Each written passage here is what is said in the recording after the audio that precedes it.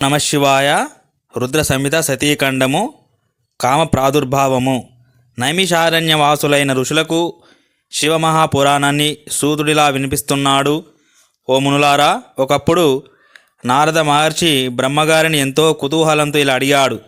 తండ్రి, శుభావహమైన శంభుని చరిత్రను ఎంత విన్నా తనివి తీరటము లేదు. సతీదేవి యొక్క వృత్తాంతాన్ని సవిస్తరంగా సెలవీయండి. ఈ మాటలకు సంతోషించి బ్రహ్మగారు నారదునికి విపులంగా చెప్పిన ఆ శివగాథలన్నింటినీ మీకు వినిపిస్తున్నాను, వినండి. శివదేవునికి 2 రూపాలు ఉన్నాయి. ఒక రూపంలో ఆయన నిర్గుణుడు, శక్తి భేదం లేనివాడు. మరొక రూపంలో ఆయన సగుణుడు, ఉమాసహితుడు. శివానుగ్రహం వల్లనే బ్రహ్మ సృష్టికర్త అయినాడు. దేవతలను, రాక్షసులను, దక్షాది ప్రజాపతులను సృష్టించాడు. మరీచి, అత్రి, పులహుడు, పులస్తుడు, అంగీరసుడు, క్రతువు, వశిష్ఠుడు, నారదుడు, దక్షుడు, భృగువు మొదలైన మహాత్ములైన మానస పుత్రులను సృష్టించాడు. చేసిన సృష్టిని పరికించి మనస్సులో తాను మహోన్నతుడని అహంకారాన్ని పొందాడు. మానస సృష్టి అయిన తదుపరి ఆయన మనస్సు నుండి చారురూపిణి, వరాంగన, మనోహరైన ఒక స్త్రీమూర్తి ఉద్భవించింది. ఆమె పేరు సంధ్య. పగలు క్షీణించి ఉంటుంది, సాయంకాలం సుందరంగా ప్రకాశిస్తుంది. అతిలోక సుందరి, అందరినీ వామోహితులుగా చేయగల సౌందర్యం ఆమెది. అట్టి సంధ్య యొక్క శోభను చూచి విధాత లేచి నిలబడి మనస్సులో తన కుమారులైన ప్రజాపతులను, మరీచ్యాది మహర్షులను స్మరిస్తూ ఉండగా ఆయన మనస్సు నుండి మహా అద్భుతుడు, ఊహాతీత సౌందర్యోపేతుడు, సుకుమారుడైన పురుషుడు ఆవిర్భవించాడు. మేలిమి బంగారం వంటి మేని ఛాయ, పున్నమి చంద్రుని మించిన ముఖము, ముత్యాల వంటి దంతపక్తి, తీర్చిదిద్దిన కనుబొమ్మలు, సంపెంగ వంటి ముక్కు, తుమ్మెదల్లా నిగనిగలాడే కేశపాశము, విశాలమైన వక్షస్థలము, దిగ్గజంలా దృఢమైన శరీరము, సన్నని నడుము, రక్తవర్ణ శోభితమైన హస్తపాదాలు, శంఖం వంటి కంఠము, చేప కన్నులు, మకర వాహనుడు, మీనకేతనుడు, పంచపుష్పాయుధుడు, పుష్ప కోదండ మండితుడు, చంచలమైన దృష్టిపాతం కలవాడు, మనోహరుడు, నీల వస్త్రధారి, నానావిధ పుష్ప పరిమళ శరీర గంధ మన ప్రమోద లోకప్రియుడు, శృంగారత సేవితుడు, భావజుడు. మునులారా, అట్టి శృంగార పురుషుని చూడగానే అక్కడున్న వారందరి నిర్వికారమైన మనస్సులలోనూ ఒకానొక వికారం కలిగింది. వారందరూ విస్మయాన్ని, ఉత్కంఠను పొందారు, ధైర్యచ్యుతులయ్యారు. ఆ పురుషుడు స్రష్ట, జగత్ప్రభు అయిన బ్రహ్మను చూచి తలవంచి నమస్కరించాలన్నాడు. ఏ బ్రహ్మన్, నన్నెందుకు సృజించావు? నాకు నా కర్తవ్యాన్ని బోధించండి, నా స్థానాన్ని చెప్పండి. నా భార్య ఎవ్వరు? సృష్టికర్తవు, జగత్పతివి నీవే కదా. ఆ మాటలు విన్న విధాత విస్మృతుడై క్షణకాలం మౌనాన్ని అవలంబించి సంధ్యాదేవి మీది కామనను నియంత్రించుకొని మనసున దిటవు పరుచుకొని ఆ సుందరునితో ఇలా అన్నాడు. ఓ పురుషుడా, నువ్వు ఈ రూపంలో ఉండి 5 పుష్పాలను బాణాలుగా చేసుకొని స్త్రీ పురుషులను మోహ విభ్రాంతం చేస్తూ సృష్టి కార్యాన్ని నిరంతరాయంగా కొనసాగించు. ఇదే నీ కర్తవ్యం. స్థావర జంగమాత్మకమైన సృష్టిలో నీకు వశం కాని జీవుడు ఒక్కడు ఉండడు. త్రిమూర్తులమైన మేము సైతం నీ వశవర్తులమే. ఇతర ప్రాణుల మాట చెప్పేదేముంది? అందరి మనస్సులలోనూ గుప్త రూపుడవై ఉండి వారి సుఖానికి కారణభూతుడుగా ఉంటూ సృష్టి కార్యాన్ని చెయ్యి. నువ్వు ఆవేశిస్తే చాలు, వారికి మదం మత్తు కలుగుతుంది. ఆ మత్తులో ధర్మాధర్మ విచక్షణ కోల్పోతారు. దానివల్ల పుణ్యపాపాలు తిరిగి దానివల్ల సుఖదుఖ రూపమైన స్వర్గ నరకాదులు సంప్రాప్తిస్తాయి. ఈ విధంగా జనన మరణ రూపమైన సంసార చక్రంలో పడి పరిభ్రమిస్తూ ఉంటారు జీవులు. నీకు నేను కర్తవ్యాన్ని ఉపదేశించాను.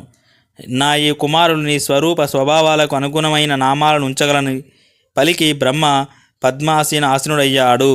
అలా ఆసీనుడై దక్షాది ప్రజాపతుల, మరీచ్యాది మహర్షుల ముఖావలోకనం చేయగానే ఆయన అంతరంగాన్ని గుర్తించిన వారు ఆ పురుషునకు అనురూపమైన పేర్లను, స్థానాన్ని, భార్యను కల్పించి యుక్తియుక్తంగా ఇలా పలికారు.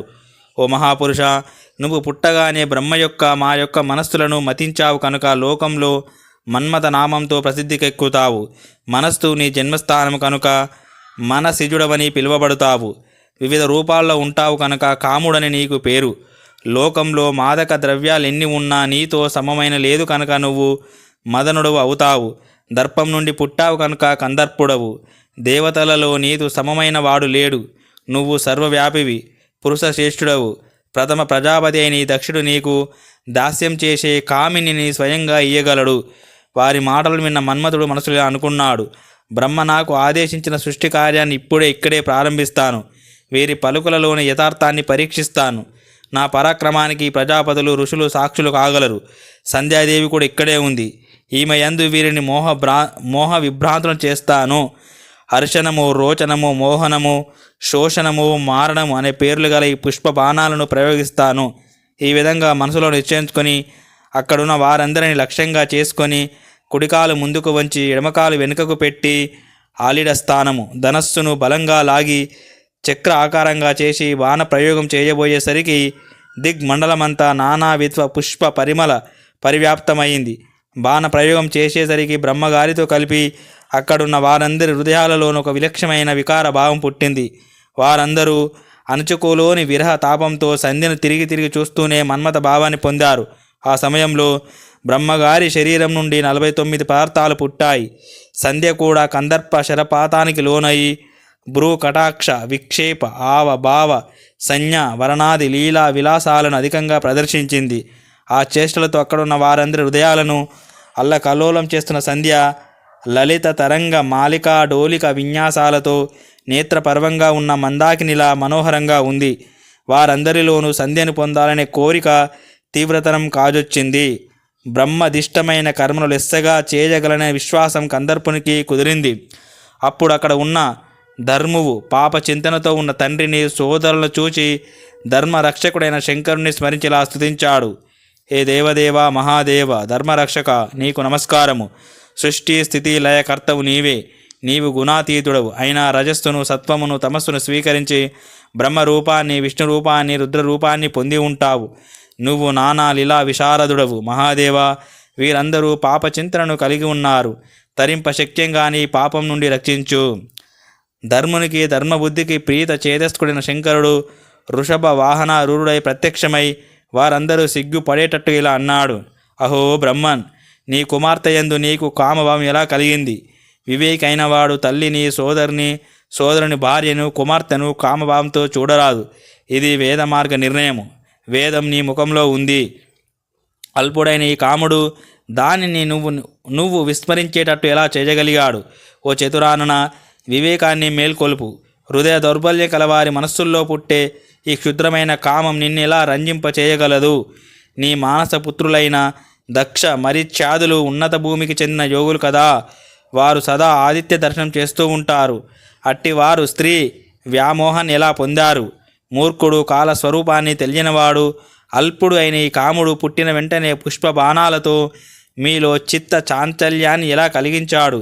ఎవని మనస్సును స్త్రీ అరిస్తుందో వాని వివేకానికి నింద ఎగుగాక. విషయ సుఖాల వైపు మనసు మళ్ళినప్పుడు మనుష్యులందరూ వివేకం చేతనే దానిని నియంత్రణ చేసుకోవాలి. శంకరుడు ఈ విధంగా జ్ఞానబోధ చేసేసరికి బ్రహ్మ సిగ్గుపడ్డాడు. సంధ్యను ఆలింగనం చేసుకోవాలనే కామవాంఛను నిగ్రహించుకున్నాడు. ఆ సమయంలో శరీరమంతా చెమటతో తడిసి ముద్దయింది.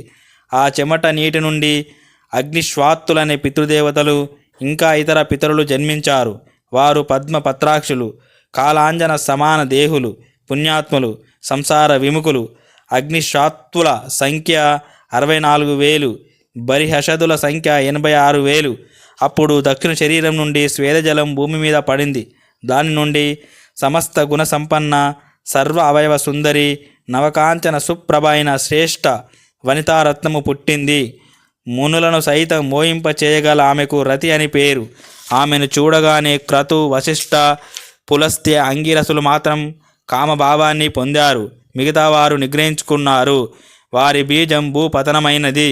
దాని నుండి కొంతమంది పితృగణాలు ఆవిర్భవించారు. క్రతువు నుండి సోమపులు, వశిష్ఠ నుండి కాలులు, పులస్తుల నుండి ఆజ్యపులు, అంగీరసుల నుండి అవిష్మంతులు పుట్టారు. వీరందరికీ మానవులు సమర్పించే ఆవిర్భాగాలను కవ్యము అగ్ని అందజేస్తాడు. కనుకనే అగ్ని కవ్యవాట్ అయినాడు. ఓం శాంతి శాంతి శాంతి. హరి ఓం తత్సత్. సర్వం శ్రీరామకృష్ణార్పణమస్తు.